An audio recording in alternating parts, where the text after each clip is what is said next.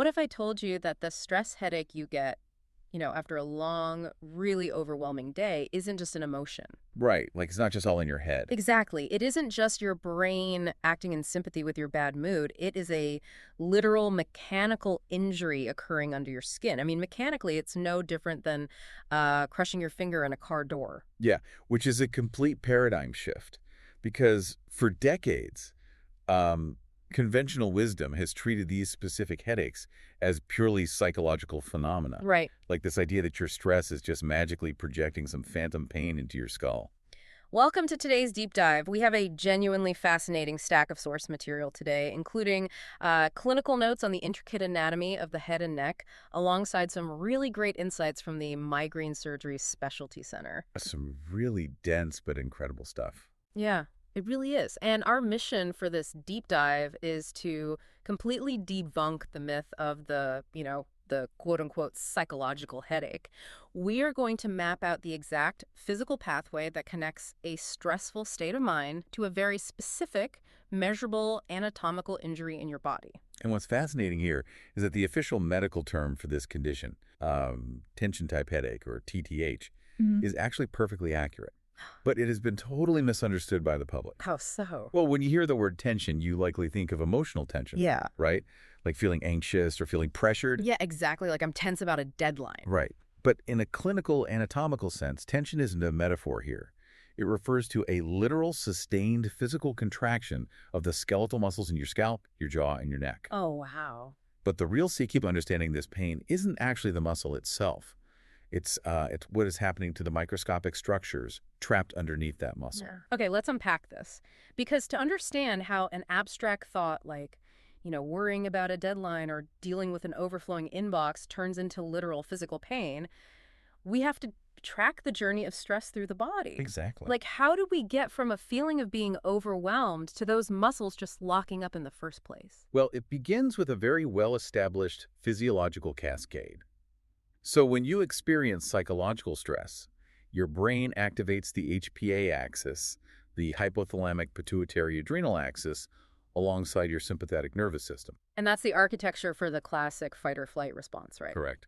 But, I mean, in modern life, you usually aren't fighting off a physical predator. You're just sitting at a desk. Yeah. Yet your body responds the exact same way. It releases this massive surge of cortisol as well as catecholamines. And just so we have our terms straight for everyone listening, catecholamines are hormones like adrenaline and noradrenaline. Exactly. So these neurochemicals just flood your system. Your heart rate ticks up slightly, your breathing changes, and your body is shifted into this sustained state of, well, low-grade physical alert. Right. You are essentially preloading your muscles for a fight that never actually happens. And one of the most consistent, measurable downstream effects of this catecholamine surge is something clinically referred to as involuntary muscle guarding. Muscle guarding. So your body is essentially bracing for an impact it thinks is coming. Precisely. Because evolutionarily, when an organism is threatened, it instinctively protects its most vital, vulnerable areas. So like the neck, the throat, the face, the eyes. Exactly. Guarding is this protective, low-level, continuous contraction of the skeletal muscles in these regions. And the really critical word here is involuntary. Meaning you aren't doing it on purpose. Right. You're not consciously aware that you are contracting these muscles. You might sit at your computer for, 4 hours, completely unaware that you are maintaining a constant low-level flex in your forehead or your jaw. That makes perfect sense. I mean, it sounds like leaving your car idling at a really high RPM in the driveway. The car isn't moving, so you don't really feel the momentum, but the engine is working overtime, just burning fuel and wearing itself out. That's a great way to think about it. But wait, I have to push back here for a second. If muscles are just contracting, why does it hurt so specifically? I mean, anyone who works out gets tight muscles, but they don't get blinding headaches from it, Like doing a bicep curl doesn't give you a migraine. Right, right. And that's because the muscle itself is not the primary injury in a tension headache. The muscle is simply the weapon. Wait, really? The muscle is actively causing damage? To what? To the nerves. This is the missing link that conventional explanations almost always leave out. The muscles in your head and neck aren't just solid, uniform slabs of padding. Okay. They are incredibly complex, layered structures. And running directly through them are these intricate networks of fascia, which is the tough connective tissue that kind of shrink wraps your muscles, forming these tightly woven tunnels, canals, and crossing points. Fascial tunnels. Got it. Right. And passing right through these tight fascial tunnels are your peripheral sensory nerves. These are the specific, literal nerve cables responsible for supplying feeling and sensation to your face and your scalp. So the nerves literally have to thread the needle through the muscle and the connective tissue just to reach the skin. They do. And this is where that involuntary muscle guarding becomes so destructive. When stress causes a chronic, sustained muscle contraction, that muscle actually thickens. It swells up. Yeah, it hypertrophies slightly. Yeah. But because the muscle is bound by that tough fascial connective tissue, it can't expand outward. So instead, the pressure builds inward, which physically narrows the available space inside those tunnels. Leaving the nerve with nowhere to go. Exactly. It becomes a purely mechanical problem, not a chemical one. The nerve is repeatedly compressed by the adjacent chronically tightened muscle, and nerves absolutely despise pressure. I can imagine. When a peripheral nerve gets continuously squeezed, the blood flow to the nerve itself is restricted, which is a state called ischemia. This causes the nerve to become irritated, inflamed, and eventually highly hypersensitive. So it just starts misfiring pain signals back to the brain. Exactly. And we understand this mechanical process perfectly in other parts of the body. Like if you think about carpal tunnel syndrome in the wrist, Oh, right. there's literally just peripheral nerve compression. What the clinical data tells us is that this exact same mechanical pinching is happening in your head and neck. Here's where it gets really interesting.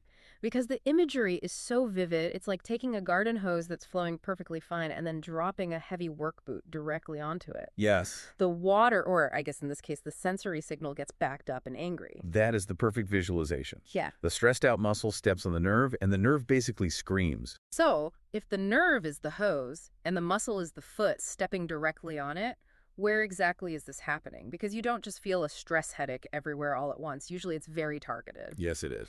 And looking through the clinical anatomy notes we have, they actually map out the exact danger zones where this compression happens. Yeah. The anatomy here is highly predictable, and that precision is vital for anyone listening who's trying to understand their own symptoms. Let's look at the mechanics of someone who, say, stares at a computer monitor all day, deep in concentration. Okay. Which nerves are we talking about here? This site involves the supraorbital nerve, the SON, and the supratrochlear nerve, the STN.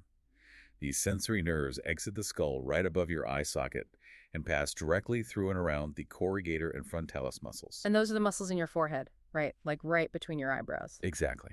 When you spend all day frowning or squinting at a bright screen or just holding an expression of intense focus, you recruit those specific muscles. And because you're stressed, you don't even realize you've been flexing them for hours on end. Right. That chronic contraction physically crushes the SON and STN nerves against the bone and the fascia.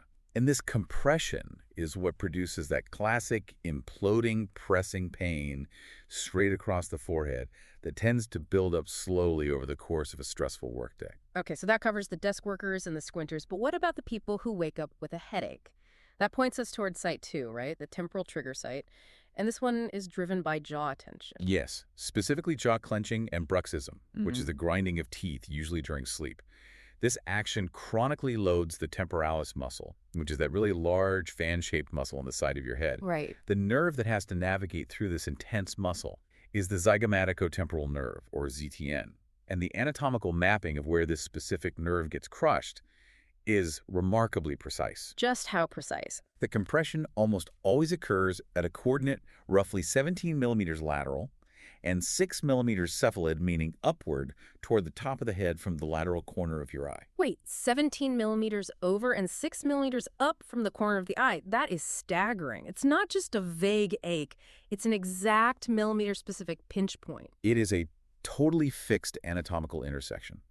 When the temporalis muscle thickens from constant jaw clenching, it clamps down on the ZTN right at that exact coordinate. Wow. Patients with compression here usually notice a throbbing or aching pain concentrated squarely at the temple. And because bruxism often happens at night, this is the headache that greets you first thing in the morning, usually accompanied by a tight jaw or even unexplained tooth sensitivity. Which leaves us with the most common complaint of all, I think. The people who say, I carry all my stress in my neck. Oh, absolutely. That brings us to the occipital trigger site. This is an incredibly common mechanism, especially with modern posture.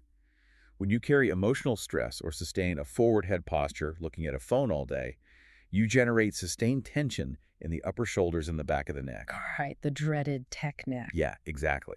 This involuntarily tightens the posterior cervical and suboccipital muscles. The major nerve trapped in this region is the greater occipital nerve, or the GON.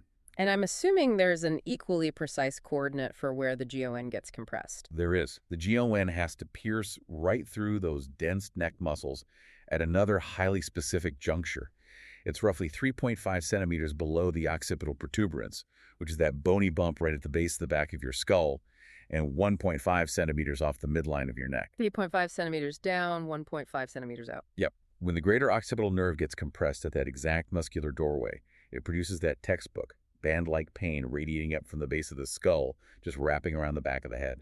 Okay, but as I was reading through these coordinates and the sources, I had a massive aha moment. The clinical text explicitly points out that these exact same three trigger sites, the frontal SON and STN nerves, the temporal ZTN nerve, and the occipital GON nerve, are the exact same anatomical points used to evaluate patients for migraine surgery. Yes. So the sources suggest that a stress headache and a surgical migraine trigger point are not always different conditions. They are just on the same anatomical spectrum based on severity. Does that mean a severe stress headache is basically a cousin to a migraine? If we connect this to the bigger picture, absolutely. Right. Mechanically speaking, they share a fundamental architecture. The mechanism of a hypertrophied muscle compressing a peripheral sensory nerve is the shared driver here. Right. In someone with episodic tension-type headaches, the nerve compression might just be less severe or maybe less chronic than someone experiencing full-blown migraines triggered at those identical sites. But the anatomical blueprint of the injury, the muscle crushing the nerve, is exactly the same. That completely reframes how you have to view a headache. It's not just a phantom consequence of having a bad day. It's an active physical compression. But that brings up a really glaring question. Sure. If it's just stress causing the compression, why doesn't the headache immediately stop the second you clock out of work, or the second you take a warm bath? Why do these tension headaches sometimes linger for days on end? Because of the physiological feedback loop, once this mechanical compression process starts, it essentially becomes self-sustaining, independent of the original stressor. How does that work? Let's trace the loop. The muscle compresses the nerve, and the nerve compression produces pain. But to your central nervous system, pain isn't just an unpleasant sensation. Pain itself is categorized as a severe physical stressor. Oh, of course. Being in constant pain is inherently stressful. Exactly. So the presence of the pain reactivates the HPA axis and the sympathetic nervous system all over again. That new sympathetic activation increases the involuntary muscle guarding. So the muscles get even tighter in response to the pain they are actively causing. Yes. Furthermore, chronic pain severely disrupts your sleep architecture. And fragmented sleep is strongly associated with a massive increase in nocturnal bruxism. Which means because your head hurts, you sleep poorly, which makes you grind your teeth more, which further loads the temporalis muscle and crushes that zygomaticotemporal nerve even more overnight. Precisely. It becomes a closed, vicious cycle.